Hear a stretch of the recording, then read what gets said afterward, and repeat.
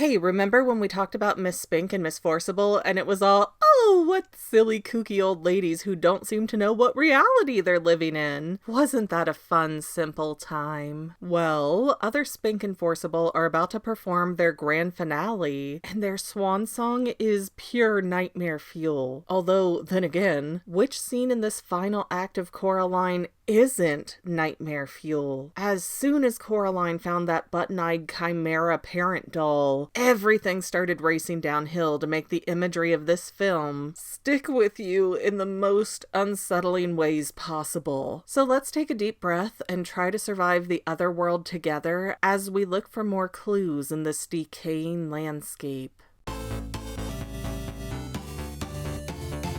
Hey guys, I'm Megan. You're watching The Fangirl, and I think we have maybe 4 or 5 scenes left before we finish this movie. Oh, and real quick, I've seen a big boost in channel memberships, so thank all of you guys so much for the support. Okay, so Coraline has successfully collected one of the Ghost Kid's spheres. I hereby refuse to call that one circle a pair of eyes. I just won't do it anymore on principle. And the other father seems to have welcomed the end of his life, as the mantis tractor combined with the robotic piano gloves drug other papa to the bottom of the garden pond. Although that does assume that the other father needs to breathe when he's a pumpkin gourd man. But as per my usual stance, all of this is an elaborate ruse to trick Coraline anyways. So the other father's fate really doesn't matter because he's never been real. Also, the other garden deactivating might be happening because the other mother is making the fake real world, the Limbo Pink Palace, look more authentic as we speak. So it's not that the energy from the sphere is lost, it's just a resource that's being transferred to a different part of the other world, and axing the other garden just helps allocate those magical resources elsewhere. So when Coraline goes through the small door for the final time and she thinks she gets home, but it's really the other world in a different format, it's gonna look so realistic by the time Coraline's there, she's never gonna know the difference. Also, the Beldam stole Mel Jones's clothes when she fooled Coraline and morphed into her other mother stage 3 form, right? Like, we saw the clothes melt away, we talked about it in the last segment. So then, is Mel in the snow globe nude right now? And aren't those also the same clothes that Coraline saw on her mother's side of the bed when she made the pillow parents? We're seeing 2 and 3 sets of everything that the parents have on their bodies, and there's no reason that somebody would have 3 identical jackets and shirts and pants, let alone 3 neck braces. And I can't come up with a reason for this, other than the Beldam is controlling the world that Coraline thinks is real, so before she was wearing Mel's clothes, she had them thrown on the bed for dramatic effect. But please help me out, leave some comments about your thoughts on why we have 2 to 3 of all these things. Anyways, Coraline believes that she's doing well because she has Huck Finn Jr.'s sphere, and now she's got it in her head that all of this is going to be an easy game to win as she looks at the Pink Palace, and that stupid flamingo ostrich topiary is back,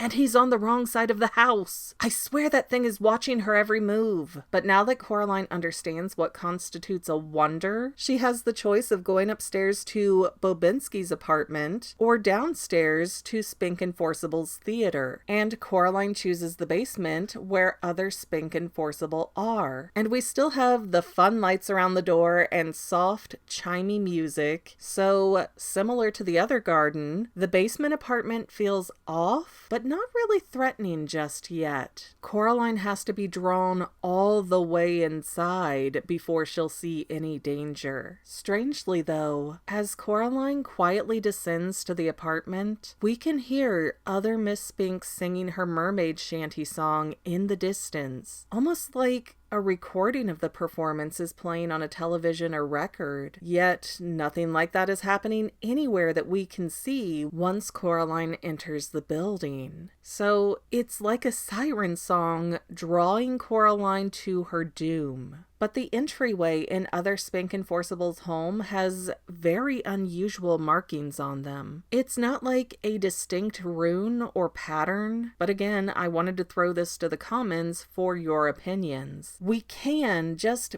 barely make out these designs the first time Coraline enters other Spink and Forcible's apartment, but the real world apartment is just a gray concrete slab for a wall. So it's a very noticeable difference with no payoff, and I haven't figured out why it's different or what it might be representing. Meaning, if you recognize these symbols, please let me know and we can talk more. And as Coraline enters the main theater room of the apartment, it's pitch black, quiet, still, and the distant singing completely halts. So we know the movie wants our eyes and ears open for whatever comes next, which is Coraline finding a flashlight discarded on the ground and using it to look around the theater. Also, the legs of her pajamas are especially dirty now, and that's such a nice touch. So many animations end up cleaning their characters between scenes, but Henry Selick is a masterpiece maker. Anyways, Coraline is shining the flashlight around the seating as she comes down the walkway, and there's nothing but dark and quiet, which made it easy for her to notice a small rumbling noise and look up towards the rafters where all of that magical trapeze work was happening before, and now we see countless bat dogs hanging off the ceiling with Scottish Terrier heads.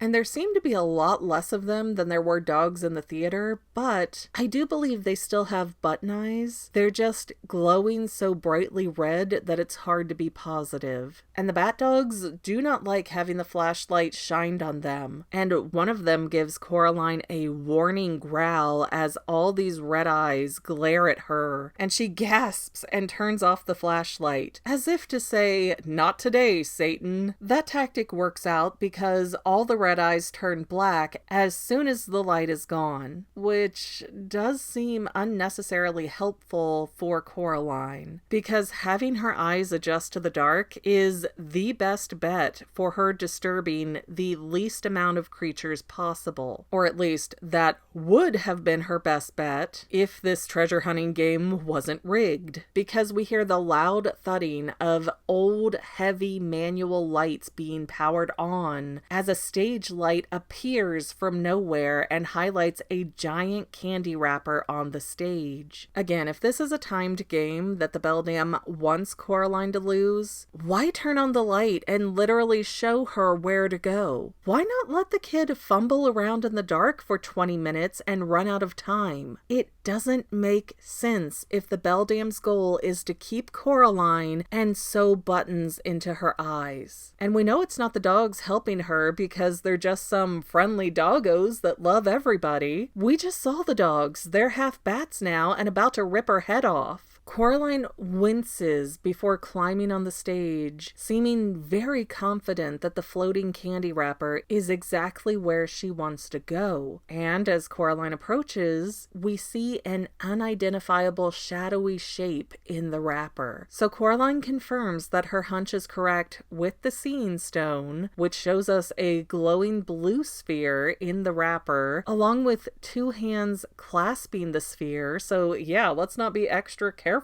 or anything. And if you were paying close attention before, you know that the sphere here is the giant pearl ring from other Forcible's hand. So instead of carefully tearing the wrapper to see what she's working with better, Coraline reaches inside of the wrapper blindly, pulls the conjoined hands out that are a mint green and light pink, ripping the wrapper in the process anyways, so why not do that to begin with? And as Coraline unwinds the hands, we can see that it's the pink hand wearing the ring, but as she reaches in to dislodge the ring, the hands smack together, taking Coraline hostage. And she screams right before two deformed heads pop out of the wrapper, shrieking and demanding that Coraline give the ring back. And this is when most of us realize that other Spink and Forcible are made of taffy right now. And that creates the neatest and eeriest scariest effect, where the arms are getting pulled as Coraline attempts to get away, and they're further twisting together like the candy. And Taffy, Spink, and Forcible are tossing out these blood-curdling yells of, "Thief! Give it back!" Also notice that the Taffy women have black button eyes, but they had white buttons with blue eyeshadow last time, and that offers us some reasonable doubt as to whether these are the same other Spink and other Forcible. They might be entirely new puppets that were made when the Beldam rematerialized the Pink Palace several scenes back. Okay, so Coraline has a few seconds to either save herself or succumb to what I assume will be a Taffy smothering. So what can she do? Well, use the flashlight to wake the bat dogs back up, and then fling the flashlight at them until they swoop down to attack. Then Coraline ducks at the last second, which forces the bat dogs to collide with Taffy, Spink, and Forcible, the impact of which knocks the ring off Taffy Forcible's finger and causes the entire theater to desaturate like the other garden just did. But riddle me this. Why would the Beldam leave a flashlight lying around the theater when it was the one object that Coraline needed to cheat her way through this wonder? The Beldam painstakingly hand designs everything in the other world, and none of the set pieces are still on the stage. Everything else has been cleared out, so leaving that flashlight wasn't an accident. The Beldam wants Coraline to win this game and get herself trapped in the Limbo Pink Palace, which is now becoming even more realistic since the basement apartment and its inhabitants are no longer wasting magical processing power. However, like always, before Coraline has time to question anything, the Pioneer Girl starts talking from the blue sphere, telling Coraline to hurry on, girl, her web is unwinding. Which, okay, if Pioneer Girl accepted the button eyes willingly, as she said she did, then she has never seen the Beldam spider form to make a reference to a web. So once again, I'm calling shenanigans that these ghost kids are the fakest of puppets being controlled by the Beldam. If my soul or eyes or whatever were trapped in a circle and I could still talk, I would make the new owner of my pieces insane with my endless yammering and complaining. Why wouldn't I? What else could they do to me at that point? So for all of these ghost kids to be so quiet and afraid and demure until they can speak to Coraline privately just does not add up for me. Oh, I'm also going to name Pioneer Girl the patron saint of theater actors now. She is now the theater ghost that we all leave the light on for. But Coraline shoves the blue sphere in her satchel and then looks up, knowing she needs to head to the attic apartment next. And that's the end of our scene today. So let's take to the comments, and I think I have some really good ones to discuss. Channel member Caroline Dawn 7513 wrote, so I had to double check, but the plants you were talking about are based on pitcher plants. It's also common for some species, depending on where they grow, to have frogs sit in their pitcher plants, as the frogs will either eat the bugs or lay their eggs inside the pitcher. The liquid inside is precious to them, as they're not the pitcher's intended prey, and in return, the pitcher plant gets the frog poop, which is a fertilizer for it. Okay, so those strange plants that the little button-eyed frog is hanging out in the other garden are apparently very close to a pitcher plant. I had no idea. I love getting that knowledge though. And I also find that really interesting because I just noticed and drew attention to the pitcher in the kitchen of the other world. They're probably not connected, but it is odd to see that recurring shape. So thanks for the info, Carolyn. Then Brandy Brooks 4352 said, so I guess the other mother doesn't respect that minors cannot enter into legally binding contracts. Yeah, I think that's a fair estimation to make, that the Beldam, while we can't place exactly what kind of creature she is, she does have a lot of fairy-like elements, especially when you're looking at like Dark Age fairies that steal children. So yeah, I don't think she is morally or legally bothered by what US law states. in 2009 for how minors can enter contracts. But it is fun food for thought. I'd love to see some other magical entity come in and go, hey, Coraline's not of age, you have to let her go.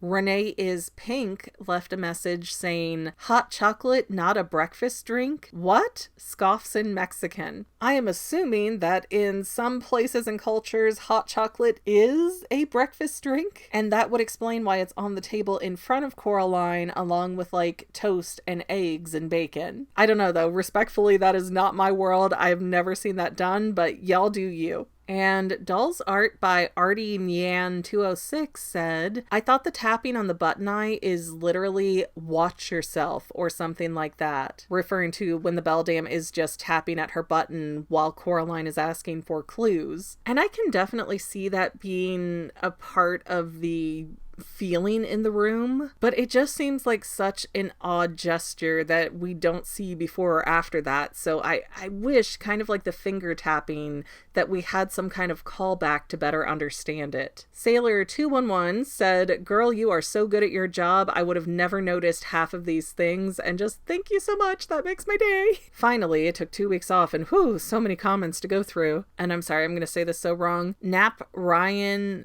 04K Afton? The beldam tapping on the buttons doesn't make sense in the film, but in the book, Coraline asks what the size of a soul is, and the beldam gives a clue of knocking on the button. There's no point in making theories about this moment because this is a flaw in the cartoon. Respectfully, that's what we do here, is make theories, so we're gonna do that, obviously. And unless Laika got some kind of pushback at the last minute where they're like, oh, test audiences are really offended that we're saying soul, so we need to change this to eyes, there's no reason to translate that moment into animation. I've said it a lot, but animation, especially stop motion, is extremely expensive to do. So they're not going to waste time making things that are pointless. It has to be so well thought out that I feel like even just the suggestion of tapping the buttons and having no explanation and having the audience talk about it might very well be the point. But credit where credit is due, you are absolutely right. I totally forgot that the book does mention this whole what size is a soul moment. So it's either translated poorly, it's meant to be a weird moment to stick with you and discuss later, or somebody in corporate Laika nixed the use of the word soul and they had to rearrange everything at the last second. Anyways, guys, thank you so much for these comments. I really appreciate all of you. I wish I could respond to more, but I'm out of spoons, so we are calling it for today. Thank you so much for watching. I might be overthinking it, but that's literally my job. Which is why I'm going to keep overthinking it and making theories even if there's no point. And to any of my members here on YouTube, a huge bottom of my heart thank you for all of your help and support. If you would like to become a paid channel member, there is a link in the description below. Thanks again, guys. Love you. Well, family members, we're almost done, but I want to invite you to hang out with me in some other places. I'm on Twitter and Instagram as my own personal self, and I have a Facebook page too, but I mostly just post photos over there. And sometimes people say, hey Megan, I want to mail you something. How do I do that? Easy. Just click the About tab on my channel page and my most current P.O. Box info will be right there. I also run another channel, The Family. It's really a hodgepodge channel where we might post anything. Oh yeah, and I also sell shirts and stickers and stuff with the Family and the Fangirl logos. If that is your cup of tea, I have a link in every description of every video.